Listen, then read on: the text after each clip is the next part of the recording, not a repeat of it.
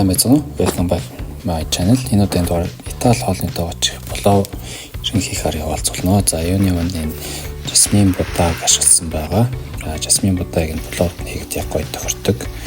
За ийм урт маягийн будаа байгаа. За будаагаа угаад ловон ишчээд за хөрлөн бом дээр эсвэл том бом дээр ингэ ашиглана. За тэгээд том бор мөөгөө шороо байвал унааж агаад ингэж ирчин. За лимоны 2 талын авч агаад за хальсыг авчна. Хальс нь маш гоё үнэр амт оруулдаг. За яншүү жижиг ширхтэй ирчин. За тэгээд лимоно хагасыг ингэж дундуур нь хувааж агаад за ингэж жижиг ширхтэй ирч явчихнаа. За энэ дараа ашиглана.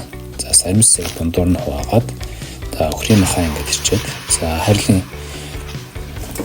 харилын тавган дээр саримс болон махаа бол давс персний талтан цацаад хийгээд баг зэрийн тостой хайрсан байгаа. За тэгээ нэгтэл нь марцсан хайруудад эхлэхээр за нөгөө тал руу бүгдийн эргүүлээд за давс перс цацаад за тэгээд мах нь гоё өнгө ороод эхлэхээр луунгаа хийгээд таглаад нэг ууранд нь 5 минут болгочихно. За тэгээд ирсэн мөөгөө хийгээд баг зэрэг хуураад за тэгээд дөрөвчийн угаасан жасмин будаагаа хийгээд сайхан утгаад хайраад өгнө.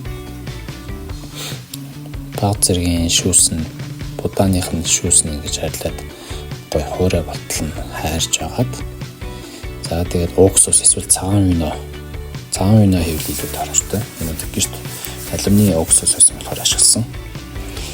За тэгээд энэ уксус будаа уугаад маш гоё амт гаргаж өгдөг. За дээрэс нь халуун усаа эсвэл шүлөө хийвэл бүр гоё болно.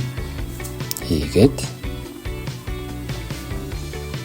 за тэгээд жоох утгаж байгаа хөвж байгаа. За усны хэмжээ гэх юм бол яг энэ мах эднэр хийсэн хэмжээд тэгээ за буцалгаад 20-30 минут болгоно. За тэр хооронд нь бол бууцаа ус ирсэн байгаа. За тэгээд нэг 10 минут болоод эхлэхээр энэ өрлөн помдор болон том бом нэрсэн том помдор хийгээд за давс перцээр хамталчихна.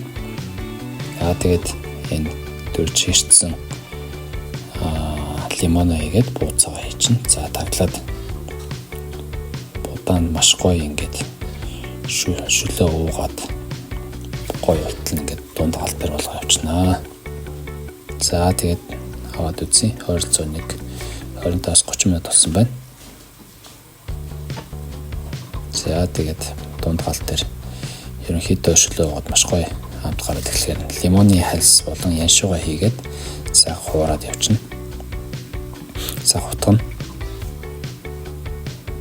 За тэгээд ингээд ерөнхийдөө хоолой бэлэн боллоо явуулаад явчих. За тэгээд сүүлд нь лимоны хальс баг зэрэг үлдээж аваад бас яншуугаа баг зэрэг үлдээж аваад дээрээс нь ингээд авч бас гоё болдог. За тэгээд хатуу бислэг өрөөд перц баг зэрэг цэцэн. За ингээд бэлэн боллоо хоол маань. За амтлаад үзье. Энгийн боловтой харьцуулах юм бол лимоны хальс яншуу гэх мэтлэн за өөр төрлийн зүйл ашигласан учраас маш гоё хамттай өрмөц амттай болсон байна. Анхаарал хандуулсан та бүхэнд баярлалаа.